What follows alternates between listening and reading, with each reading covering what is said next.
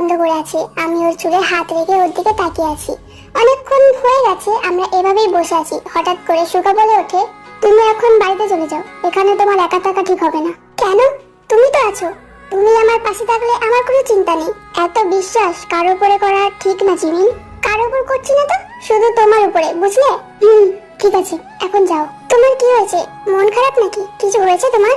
না না, কিছু হয়নি, তুমি চিন্তা করো না। তুমি এখন যাও আর গিয়ে ঘুমিয়ে পড়ো। ঠিক আছে, কিন্তু তুমি দিয়ে আসবে না? আসলে আমার একটু কাজ আছে এখানে, তো তুমি একা চলে যেতে পারবে? ঠিক আছে, কোনো ব্যাপার না। সুগা আমার কপালে একটা কিস করে চলে যেতে বললো। আমিও চলে আসলাম। এসে বিছানায় শুধুই ঘুমের রাজ্যে চলে গেলাম।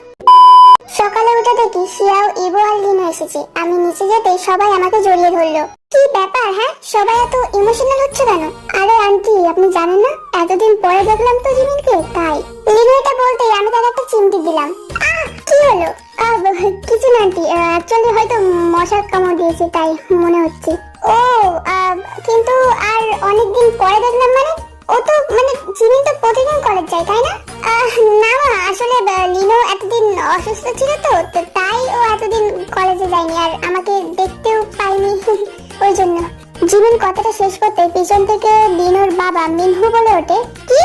ও তো প্রতিদিন বাড়ি থেকে বার হয় কলেজে যাওয়ার নাম করে। তাহলে এই কি রে লিনো, তুই কোথায় যাস প্রতিদিন? খাইছে রে। আঙ্কেল, আপনি এখানে? অ্যাকচুয়ালি ওদের আমি এখানে গাড়ি করে নিয়ে এসেছি, তাই ভাবলাম তোমার মা বাবার সাথে একটু দেখা করে যাই। কিন্তু এখানে এসে তো অন্য কিছু শুনছি আমি। আবু, তেমন কিছু না। ও তো চুপ, একদম কথা বলবি না। আজ বাড়ি ফের, তোর একদিন কি আমার একদিন। কিন্তু আবু, আমি এবার কি করলাম? কি করলি মানে? কোথায় যাস প্রতিদিন তুই? হ্যাঁ আবু, আমি কলেজে যাই, কিন্তু জিমিন যায় না, ওকে জিজ্ঞাসা করো। কি? জিমিন? লিনো কি বলছে? না মো, একদমই না, মিথ্যা কথা, একদম মিথ্যা কথা বলছো। আমি প্রতিদিন কলেজে যাই, ও যায় না। আমরা কত বলি কলেজে আসতে, কিন্তু ও শোনেই না। গার্লফ্রেন্ডের সাথে ঘুরতে যায় সবসময় ও। তবা তবা, কি বলছিস? কি মারবি নাকি আজকে আমাকে? হ্যাঁ না বুয়া, আমি বিশ্বাস করে আমি কিচ্ছু করিনি। আমার কথা বিশ্বাস না হলে শিয়া আর ইবোকে জিজ্ঞাসা করে না। কি রে, আমি ঠিক বলছি তো? আমি নিজেকে বাঁচাতে ইবো আর শিয়াওকে ইশারা করে হ্যাঁ বলতে বললাম। হ্যাঁ ঠিক বলছে জিমিন, ঠিক বলছে। লিনো বেশি কলেজ আসে না, জিমিন যায়। হ্যাঁ আঙ্কেল, ওর তো দেখাই পাওয়া যায় না। কি জানি কোথায় কোথায় যায়, কাদের সাথে মিশে কি করে। ওর ব্যবহারও কেমন যেন অনেকদিন ধরে দেখছি চেঞ্জ হয়ে যাচ্ছে। আল্লাহ গো, কি কয় রে এই পোলার মাইয়াগুলো। আজ তুই ঘরে আয়, আর আমার টাকা দিয়ে তুই এইসব করে বেড়াস? হ্যাঁ, তোর এক মাসের হাত খরচা বন্ধ এবার থেকে। তোর শরীরে হাড় কয়টা আছে না, আমি আজ গুনে দেখবো। আরে আব্বু, গোনা লাগবে না, সবাই শরীরে 206টা হাত থাকে তো। দেখবো তোর বেশি আছে নাকি কম আছে। আই তুই আজকে বাড়ি। লিনোর বাবা মিনহু এটা বলে হন হন করে চলে গেল। আরে আমি কসম খাচ্ছি, আমি কিচ্ছু করিনি বাবা, বিশ্বাস করে বাবা। লিনো চুপচাপ দাঁড়িয়ে আছে। এত নিরাপত্তা আমার সন্দেহ মনে হচ্ছে কেমন জানি। হঠাৎ নিরাপত্তা কাটিয়ে ইবো বলল, ভাই তুই কি? শালা দাঁড়া একবার, তোদের একদিন কি আমার একদিন। এটা বলে লিনো আমাদেরকে তাড়া করতে থাকে। আমরা দৌড়ে আমার রুমে চলে আসি। আর কিছু পাচ্ছি না, তাই ঝাড়ু দিয়ে আমাদেরকে মারছে আর বকছে। শালা কুত্তা, সবাই মিলে আমার তেলটা বাজিয়ে দিছে। ঘরে গিয়ে মাইকি তোর বাবে খাইবো? হ্যাঁ, এক মাস কোনো টাকা দিব না আমার। এত গোলা গার্লফ্রেন্ড না খায় মাইরা যাইবো। ওদের খাওয়ানো কি তোরা দিবি? হ্যাঁ, আমার ঘরে যাও একটু ইজ্জত ছিল, তাও তোরা কাইরা নিবি। শালা তোরা দোস্ত নামে কলঙ্ক। আরে কুত্তা, আর মারবি না, ব্যথা লাগছে কিন্তু। কুত্তা কোথাকারে, থাম বলছি। আরে ভাই, এত রাগ করছিস কেন? আগে তুই ঝাড়ুটা ফেল, তো আগে ঝাড়ুটা ফেল। তোরে তো মারতে মারতে আমি ইবো ভর্তা বানাবো। আমার খবরে যাওয়ার রাস্তা তো খুব ভালো করে বানিয়েছো তুমি। আরে লিনো, এত রাগ করছিস কেন? তুই খুব ভালো বন্ধু আমাদের। হ্যাঁ, ঝাড়ুটা ফেল না প্লিজ। হ্যাঁ, তোরে কি করা যায় ক আগে। আমার সব নষ্টের গোড়া তো তুই। আরে ভাই, ভুল হয়ে গেছে, দেখ কান ধরছিস। সরি, এবার তো ঝাড়ুটা ফেল। ঠিক আছে, মাফ করলাম আজকের মতো। ওদের সাথে কতক্ষণ কথা বলে রেডি হয়ে নিলাম। ওদের সাথে না বের হলে মা সন্দেহ করবে, তাই ওদের সাথেই যাবো আজ। এই খেতে আয় সবাই। আমরা সবাই খাবার খাচ্ছি।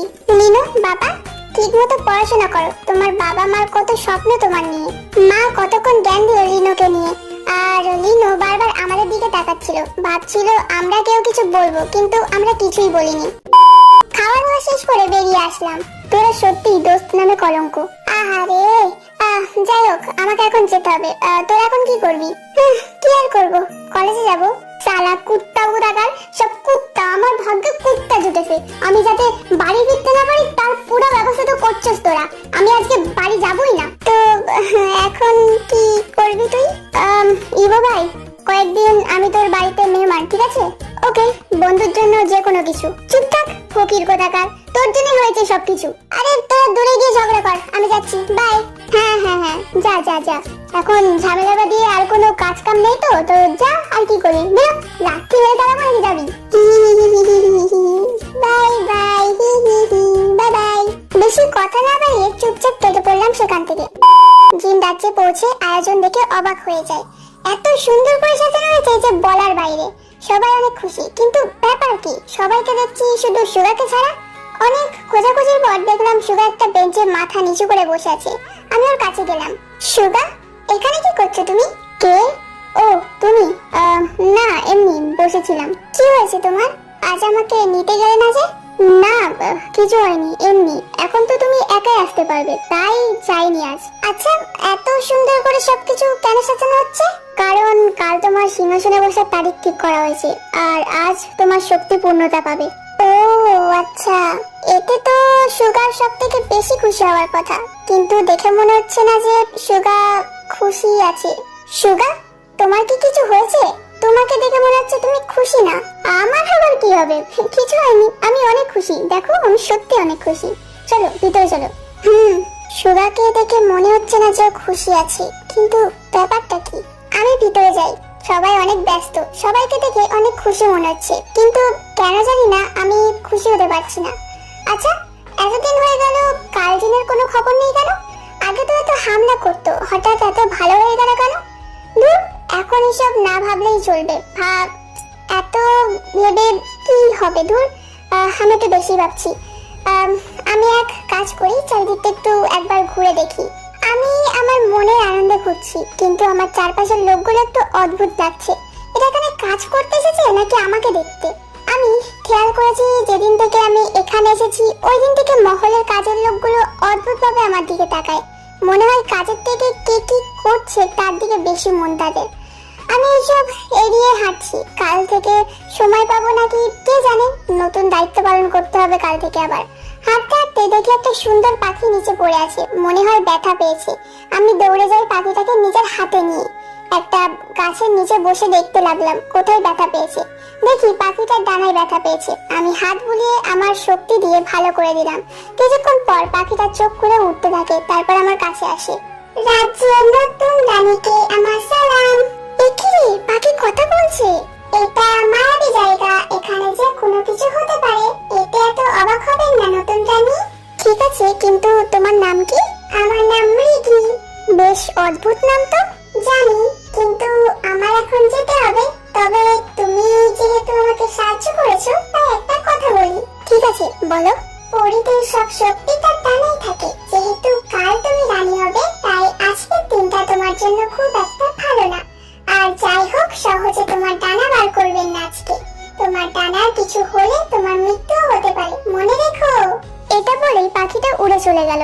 আরে শোনো, কি বললো? আজকের দিনটা আমার জন্য ভালো না? এখন কি করব? দূর, এত চিন্তা করে লাভ নেই। যেই আসুক না কেন আমি দেখে নেব। তাছাড়া সুগা তো আছে, ওই গাছের নিচেই বসে আছি। কেন জানি না ভালো লাগছে না, তাই উঠে চলে গেলাম।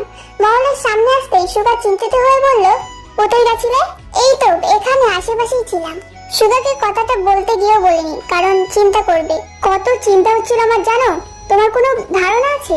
এবার থেকে না বলে কোথাও যাবে না, ওকে? আচ্ছা বাবা, ঠিক আছে। এবার চলো ভিতরে যাই। ভিতরে আসতেই কাল কি হবে, কিভাবে হবে সব বলা হচ্ছে আমাকে। আমি এগুলো শুনতে শুনতে ঘুমিয়ে পড়েছি। চোখ খুলে দেখি আমি একটা নিরিবিলি জায়গার সামনে সমুদ্র, আর আমি বাড়িতে বললে ভুল হবে। সেখানে সুন্দর করে বিছানা করা আছে, আমি সেখানে তার উপরেই শুয়ে আছি। সামনে তাকিয়ে দেখি কেউ বসে আছে দূরে, সূর্য ডুববে ডুববে ভাব।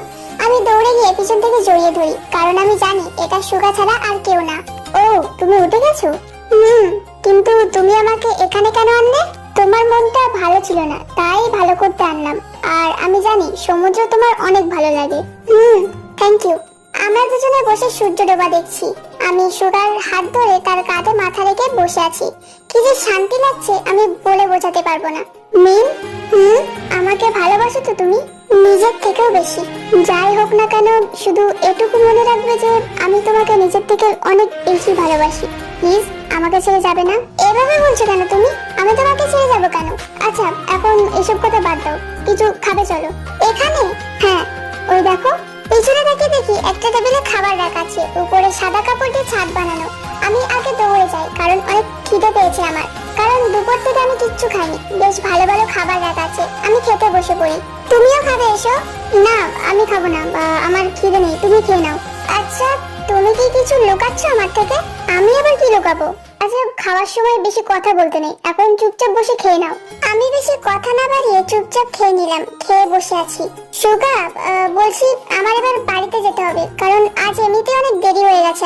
আমার কাছে এসে একটু বসো, একটু পরে যাবে বাড়িতে। কিন্তু আরে এসো না, বসো না একটু।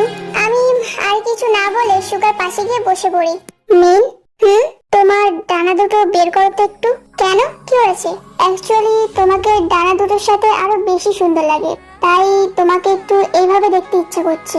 কিন্তু আমার এই ইচ্ছেটা পূরণ করবে না তুমি? আমি তো এখন সুগার সাথে আছি, তো এখন আবার কিসের ভয়? আমি ঠিক আছে বলে আমি আমার ডানা দুটো মেলিয়ে দিই। সুগা কিছুক্ষণ আমার দিকে তাকিয়ে থাকে, ওর চোখ দুটো যেন আমাকে কিছু একটা বলতে চাইছে। আমার ডানায় হাত বোলাচ্ছে সুগা। এখন ডানা দুটো ভিতরে নি, থাক না আর কিছুক্ষণ প্লিজ। তুমি আমার কাঁধে মাথা রাখো। আমি সুগার কাঁধে মাথা রাখি। কিছুক্ষণ পর আমার যেন কেমন একটা লাগছে, রাজ্যের ঘুম চলে আসে আমার চোখে। আমি ঘুমিয়ে পড়ি। অনেকক্ষণ পর ঘুম ভাঙে আমার। আমি খুব কষ্টে চোখ খুলি। আমার অনেক কষ্ট হচ্ছে, ব্যথায় উঠতে পারছি না। আমার সারা শরীর অনেক ব্যথা করছে। কোনো মতে উঠে বসি।